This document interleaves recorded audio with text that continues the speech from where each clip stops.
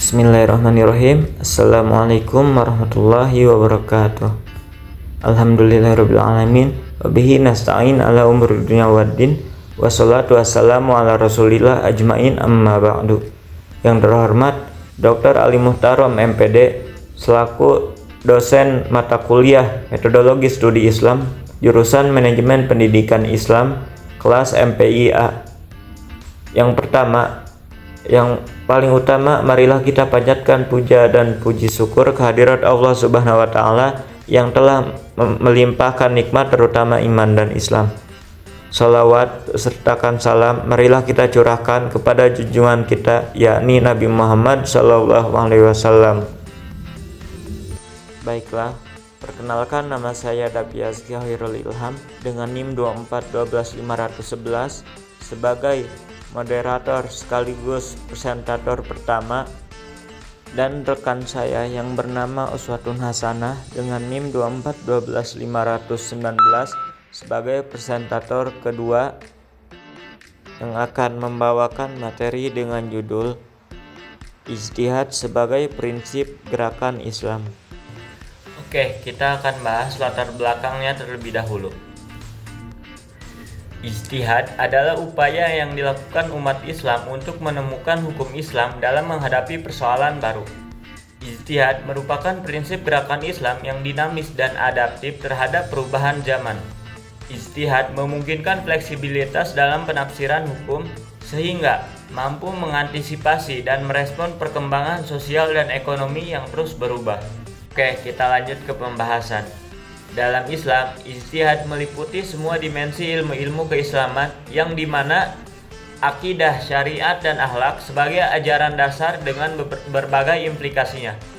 Khususnya ketika terjadi akulturasi antara agama Islam dengan budaya lain, seperti Mesir, Syria, Persia, dan Yunani, yang daripadanya kaum muslim mengambil faedah.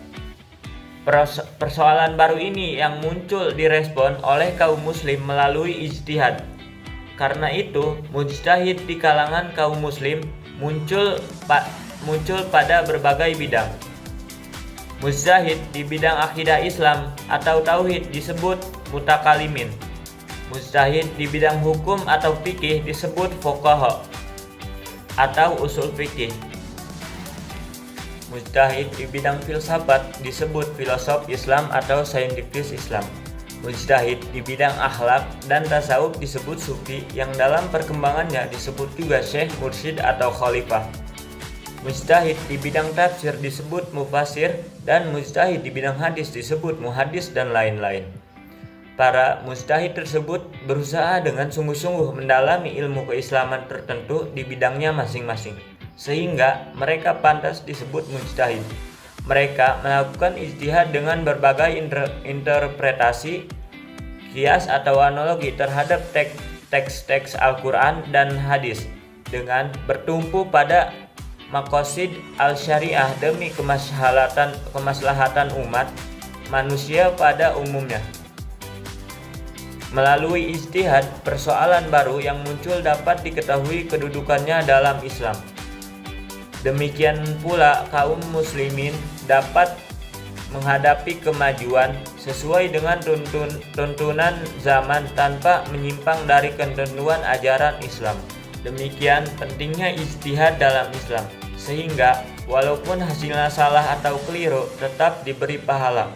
Rasulullah Shallallahu Alaihi Wasallam bersabda dari Abu Qais Maula Amr bin As, dari Amr bin As, bahwa ia mendengar Rasulullah Shallallahu Alaihi Wasallam bersabda, apabila seorang hakim berijtihad kemudian hasil ijtihadnya benar, maka ia mendapat 2 pahala, dan apabila ia berijtihad kemudian salah, maka ia mendapat 1 pahala.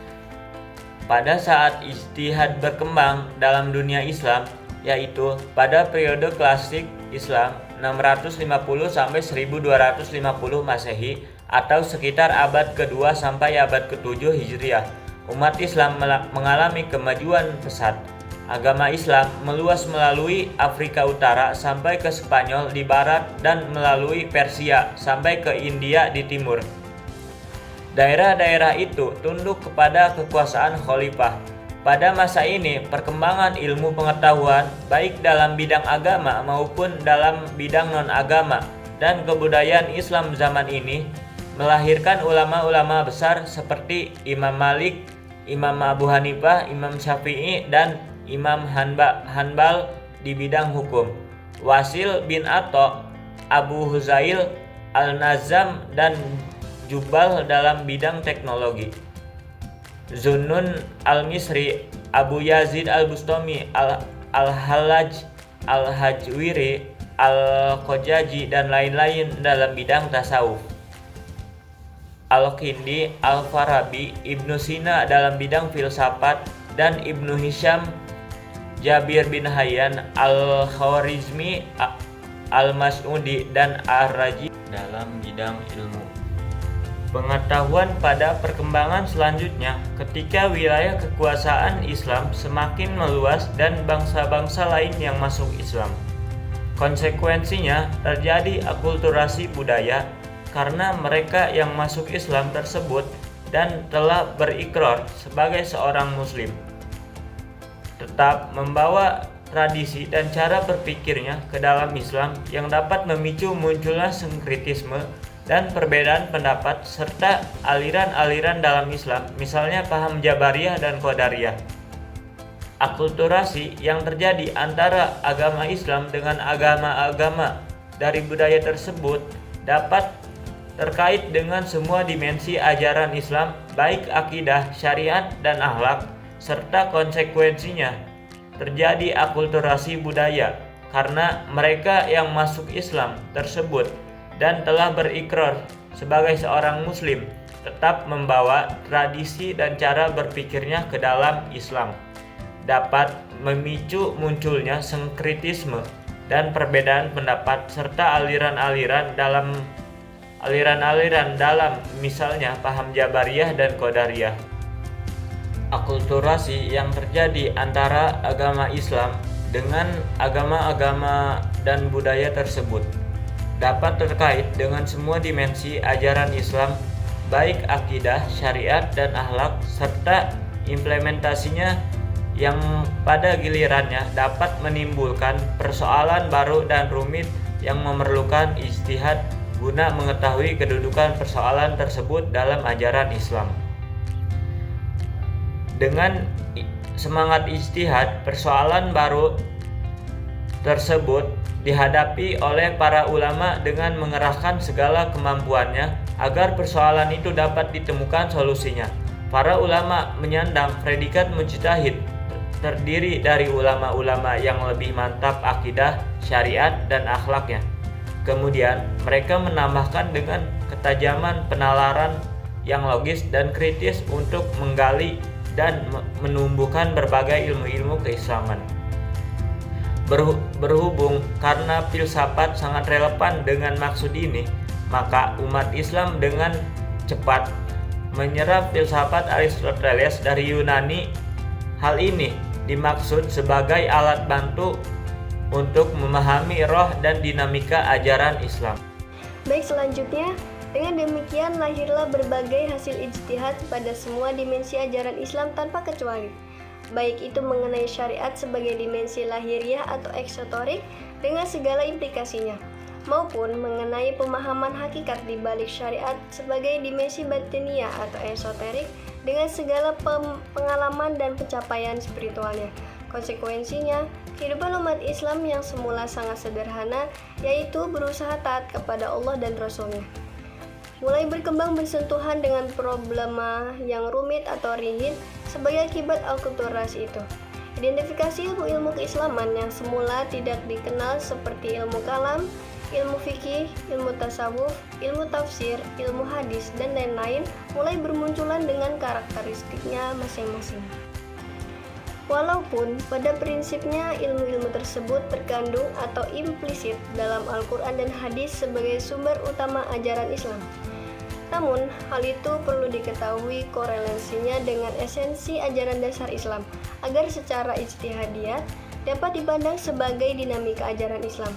Di sini juga dapat dipahami bahwa peradaban Islam seperti yang digambarkan dalam sejarah adalah merupakan akumulasi berbagai budaya yang dipoles dan disemangati oleh ajaran Islam ketika terjadi proses dialektis antara normativitas ajaran wahyu yang permanen dengan historitas pengalaman kekhalifahan manusia di muka bumi dengan segala variannya yang selalu berubah-ubah.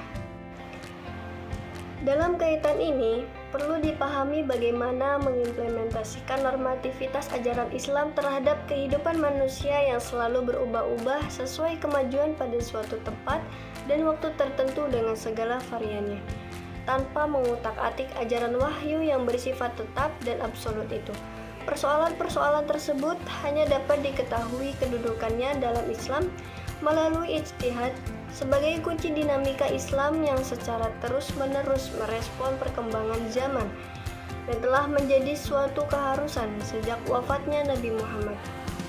Perubahan keadaan dari masa Nabi ke masa sahabat dan tabi'in, di mana ekspansi kekuasaan kaum muslimin berlangsung sangat cepat dari gurun pasir ke berbagai pelosok penjuru dunia, mengharuskan adanya ijtihad. Dan karena itu, berbagai pemikiran yang terkandung dalam Al-Quran segera dirasakan membutuhkan penafsiran ulang sesuai dengan perkembangan zaman pada suatu tempat dan waktu tertentu. Setelah itu, disusul dengan persoalan syariat sebagai materi hukum-hukum amaliyah yang formalistik atau istilah lain tasyri berupa penetapan hukum sebagai pemahaman mendalam yang daripadanya diambil manfaat mengenai ketentuan Allah yang harus diamalkan dalam kehidupan, yaitu berupa ibadah, muamalah, dan berikutnya adalah akhlak sebagai norma yang harus mewarnai interaksi manusia dengan Allah, manusia dengan sesamanya, manusia dengan alam sekitarnya. Berikutnya, muncul persoalan tasawuf yang dipicu oleh perilaku petinggi dinasti Bani Umayyah dan Bani Abbas yang materialistik lebih mengarah kepada persoalan lahiriah dan kurang mengapresiasi persoalan spiritual. Karena itu, kaum sufi ingin mengangkat kehidupan spiritual Islam menjadi seimbang dengan kehidupan lahiriah sebagaimana dipraktekkan oleh Nabi dan sahabatnya. Mereka ingin menggali spiritual Islam sebagai kelanjutan dari syariat, agar dapat memperindah perilaku lahiriah menjadi ihsan serta memelihara amal lahiriah itu, untuk mempermantap keimanan sampai ke tingkat hak yakin sebagai bentuk penggambaran kepada Allah yang Maha Esa atau ubudiyah atau ubad. Karena itu, persoalan tasawuf sebagai penghayatan hakikat di balik amalan lahir sebagai kelanjutan syariat seperti khusyuk, ikhlas, dan ihsan juga muncul di kalangan masyarakat Islam sebagai upaya memperindah ibadah dan perilaku guna menyucikan diri lahir batin dan memperdalam kesadaran spiritual dengan tetap istiqomah kepada ketentuan Allah sebagaimana dicontohkan oleh Nabi dan sahabat. Juga menjadi perhatian kaum muslimin, dalam hal ini kaum sufi. Suasana keanekaragaman dan kompleksitas seperti digambarkan di atas nampak pada masa abad keemasan Islam. Sebagai penutup uraian sebagaimana dikemukakan di atas, dapat disimpulkan bahwa ijtihad sebagai upaya atau kerja keras untuk memahami semangat atau roh atau konteks ajaran Islam meliputi semua dimensi ajaran Islam tanpa kecuali. Ijtihad di sini dimaksudkan untuk merespon persoalan baru yang dihadapi umat Islam kapanpun dan dimanapun. Persoalan utama yang terpampang di hadapan kaum muslimin dewasa ini adalah kemajuan sains dan teknologi. Sains dan teknologi adalah keniscayaan bagi manusia yang dianugerahkan oleh Allah akal pikiran sebagai potensi termulia dalam melakukan pembangunan dan modernisasi, namun harus tetap berorientasi pada ajaran Islam dalam implementasinya. Mungkin itu saja presentasi dari kelompok 2, kurang lebihnya mohon maaf. Kalau ada kata yang salah mungkin salahnya dari kita sendiri, kalau ada kata yang benar mungkin benarnya dari Allah. Unzur maqala wala tangzur man qala, wabillahi taufiq wal hidayah. Wassalamualaikum warahmatullahi wabarakatuh.